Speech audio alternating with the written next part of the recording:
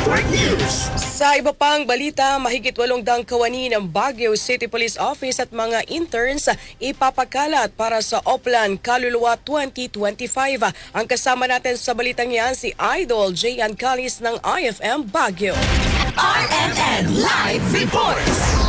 Pinahayag ng Baguio City Police Office na magpakalat sila ng humigit kumulang 800 na pulis at interns bilang bahagi ng Oplan Kaluluwa 2025 upang matiyak ang seguridad at kaayusan ng publiko sa darating na paggunita ng undas. Ayon kay Police Colonel Ruel Tagal, City Director ng BCPO sa press conference sa City Hours, ang deployment ng mga tauhan na isasagawa mula October 30 at 31 hanggang November 1 at 2 ngayong taon kung kailan inaasahang dadagsaan mga tao sa sementeryo pati na rin sa simbahan. Dagdag pa ni Tagal, ang mga personnel at interns ay itatalaga sa mga sementeryo, pangunahing kalsada, simbahan, pampublikong parke at transport terminals upang magbigay ng tulong sa trapiko, seguridad at crowd control. Layunin ng programa na maiwasan ng anumang uri ng krimen, aksidente at kaguluhan sa panahon ng undas. Hinimok naman ng BCPO ang publiko na makapagtulungan sa mga otoridad sa pamamagitan ng pagsunod sa mga alintuntunin sa trapiko, pagbabawal sa pag-inom ng alak at pagsusugal sa sementeryo, pagdadala na rin ng mga alagang hayop at pagpapatugtugan ng mga malalakas na music. Nagbabalita mula IFM Baguio, ito si Idol J.N. Calis, Tatak RMN.